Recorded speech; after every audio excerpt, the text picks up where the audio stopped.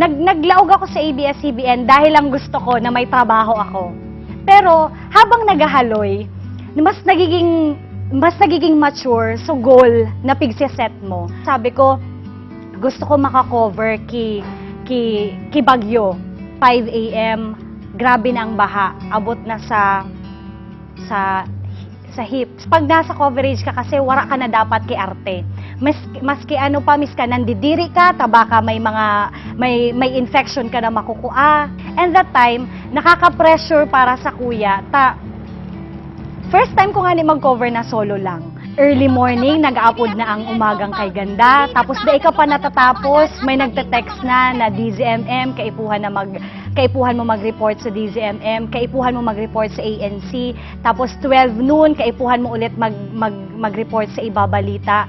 So, pina-feel ninda sa kuya na although, dipisil, pero kaipuhan mo talaga na makadeliver. Yun ang maipag-uurgulyo kan ABS-CBN na masasabi talaga na ang mga reporters, ang mga yaon na nagpo-produce kisarong storya, padaba talaga ninda ang trabaho ninda. Parang since na nag-launch kita kang newscasting competition, parang yaon din talaga ako. Nakakatabang siya sa kuya personally kasi mas natetest ko kung sundo sa so pasensya ko, sundo sa so kaya kong gibuhon, tapos marirealize mo ay kaya ko pa, may marirealize mo na dakulon, kaya ko pala na gibuhon ang mga bagay na una ako before, di ko kayang gibuhon. Bago pa man ako maglawag sa ABS-CBN, as in maging media or kaya maging broadcaster, aram ko na ito na igwa talaga ng mga reporter na nagre-receive or nababayaran. Credibility pa rin talaga. Pag nag-ibo ka ng story na ito nalampasan mo ito na nagtataw sa mo ng kwarta, magayon man sa pagmati na ipalabas mo sa story niya na di ka natatakot, di ka nang iisipon na utang sa inda. And kung ano man itong story talaga na gusto mong maipalabas sa viewers is maipapalabas mo talaga. Dahil mo siya may iba nang dahil lang sa itong ani. Ibig sabi na bayad ka. Magayon talaga sa pagmati na kung minsan yung kaduman sa sitwasyon na nagtataw ng kwarta, ito nagtataw ng kwarta, sabi yung kaya na day pagsabay ang ABS-CBN, date yan nagtatanggap. Kaya magayon talaga sa pagmate na mismong hali sa inda, masabi ninda na kita day nagpapabayad. So first work ko nga sa ABS is ang pagiging segment producer. Writer kang morning show, marahay na aga ka pamilya, more on feature stories. Kumbaga, duman sa pagpuon ko as segment producer, ito sa naging way, dako lang tabang ito para maging saro akong reporter. Nag-work ako digdi sa Naga for more than 6 months as sa graveyard shift. Narumduman ko lang 8 p.m. to 4 a.m. ang laog ko. Minsan, pag 4 a.m., mauli na lang ako, pero igwang breaking news. So, kung isipon, pagal ka na, gusto mo na magpahingalo, pero di mo magigibo na mag-uli na dahil sa trabaho. Minsan naabutan ako ng liwanag niya, aga na yaw na sa mga malaw ng morning duty. Pero sabi ko nga, ang ano dyan is, dipisil, mapagal, pero in the end, very fulfilling, especially kapag nasurat mo na ang balita, na-edit na okay na i-air na, nahiling na, ihatod mo na sa publiko. Kumbaga, maugma. Sa sobrang 10 taon ko na sa ABS-CBN, man iba-ibang coverages na sa kuya na eksperyensya, alagad may sarong coverage na di ko talaga malilingawan na nagtatak sa puso as in, sa kuyang isipan. Inian Bagyong Reming kan 2006, Bilog na Albay, biktima kan bagyo. Pati kami biktima kan bagyo. Siyempre, bukod sa mga bagyo, sa kalamidad, sa pagbabaha, sa bulkan mayon, sa pagputok ng bulkan, marurumduman ng Albay. Yaon man siyempre ang mga magagayo na destinasyon na bilang reporter, matatawang kanin oportunidad na madumanan ang mga lugar na ini, matanaan ang mga pagkaon na sa indang pigo o presil. Sa 10 years ko sa ABS-CBN, siyempre dakulang pagbabago ang nangyari sa kuyang buhay. So dakulang tabang tanganing ma-develop ko ang sa pakikipagkapwa-tao, tanganing ma-develop ko din ang sa diri ko and ang sa kuyang skills bilang reporter.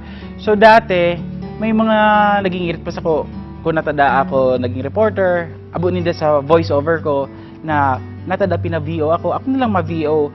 Pero siguro dahil sa mga araw ka na comment, so duman ako mas nagpursige na makarayun ko ang sa kuyang trabaho.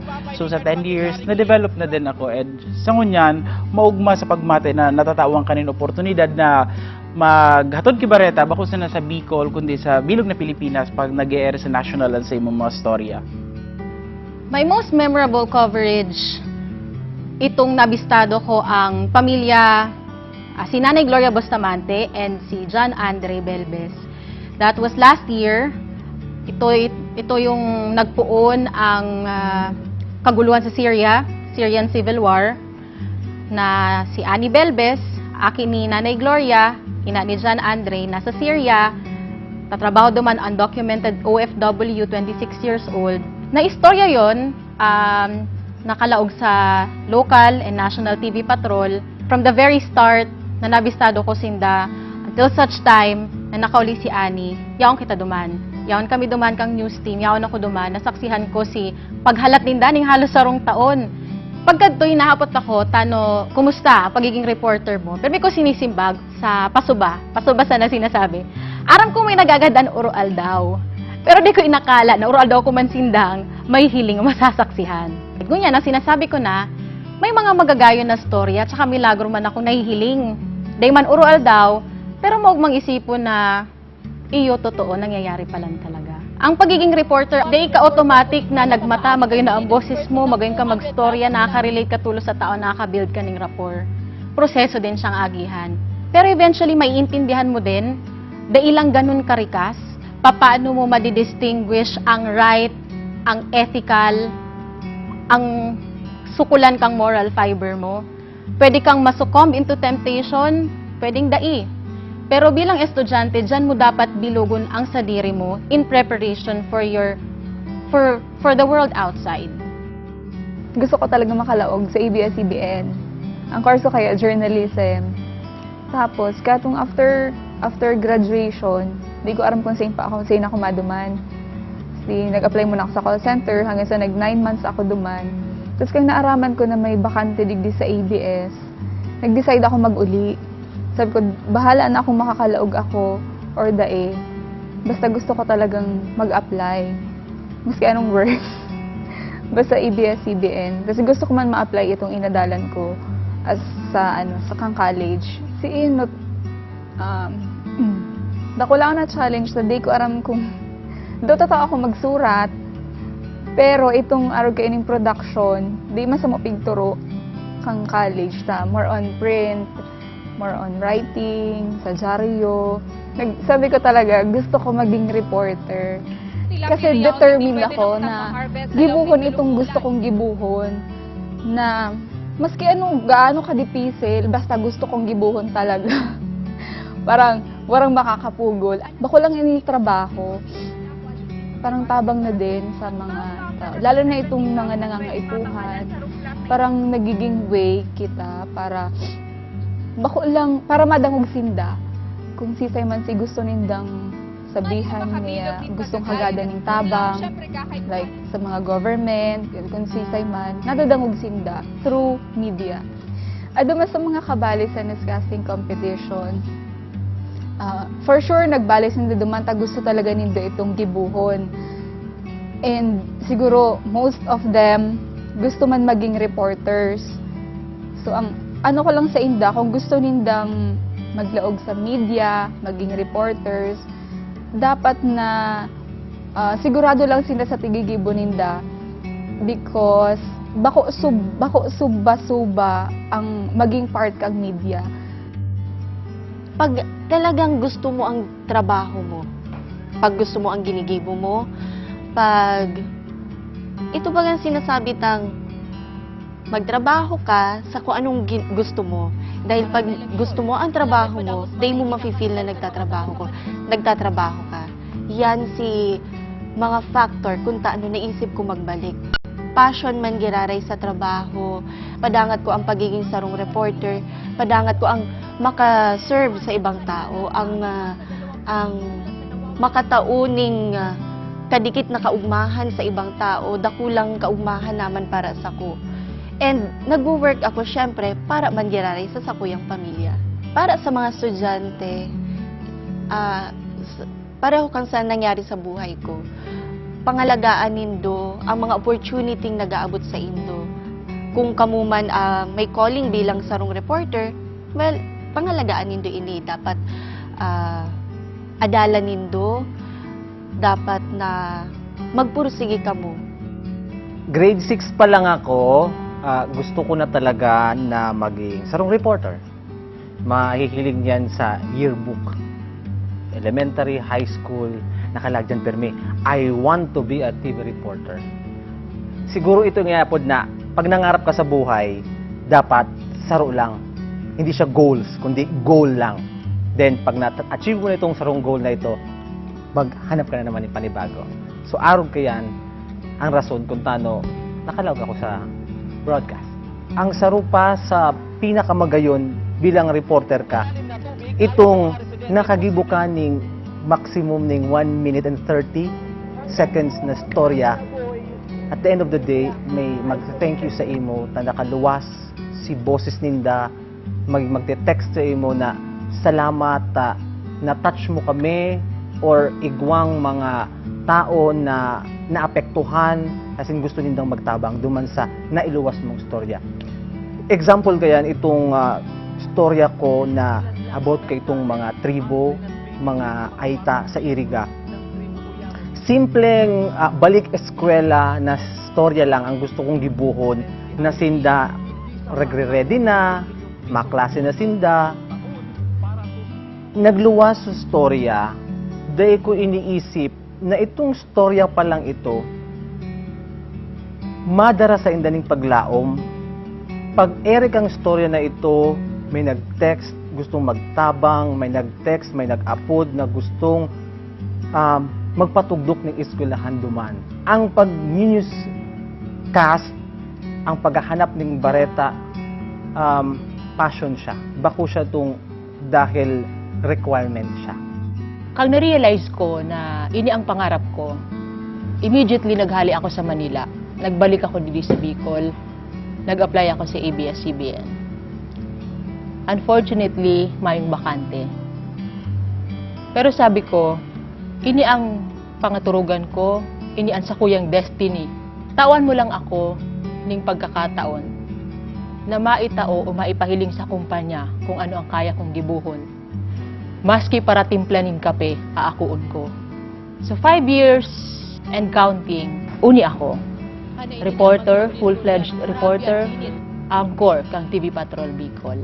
Para sa kuya, iyon yung pinaka-the best na trabaho. Pero para maging epektibo kang reporter, dapat igwa ka pareho ning soft and tough heart. Kasi magiging epektibo lang ang istorya mo pag nakaka-relate ka sa tao na yaon sa istorya mo. Ang nabibilog mong istorya, mas magayon kasi you feel for them. You sympathize with them. Nanodan ko kung paano maging matagas. Because ining mga taong pigko-cover ta, sinda itong nagsusumbong. Sinda itong naghihibi sa imo. Ika ang sandigan ninda. So paano sinda makakakuaning kusog ning buot kung ika mismong reporter ka na hinihibian ninda maluya?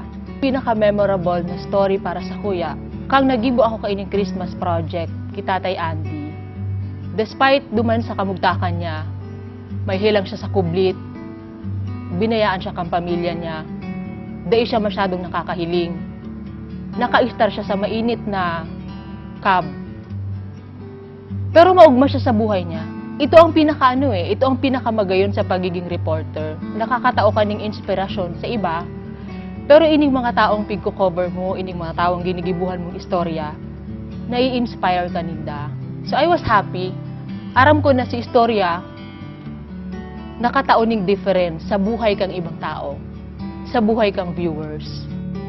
By accident, sa katunayan, ako nakalaog sa ABS-CBN. Bako talaga na nasa plano na maging reporter o maging broadcaster.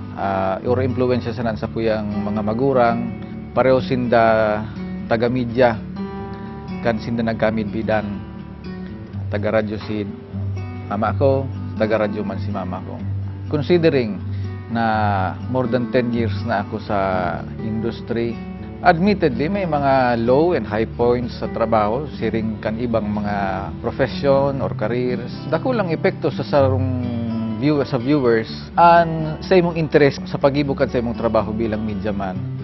Because kung interesado ka sa istorya, you will do your best to know all the facts as much as you can with all the resources you have. Gusto mo na maitaw, so gabos na pwede mong maitaw sa viewer. And day man magigibo kung mayo kang interest, kung day kang dedication, kung day kang anticipation at one point in your job, you will have to sacrifice your family, temporarily at least. Kuno rin kadaklan, nakapahingalo, nakahandang isip mo na pwede kang paapo doon, takaypuan kang trabaho mo. You are not alone because nagkapirang ginatos pa na nagsiserbi sa publiko. You should be happy, you should be proud because you're doing public service. Akala ninda, pag naging reporter ka, glamorous kasi may makeup, sikat ka, yaon ka sa TV, but it's not all glamour. We put so much importance on the credibility.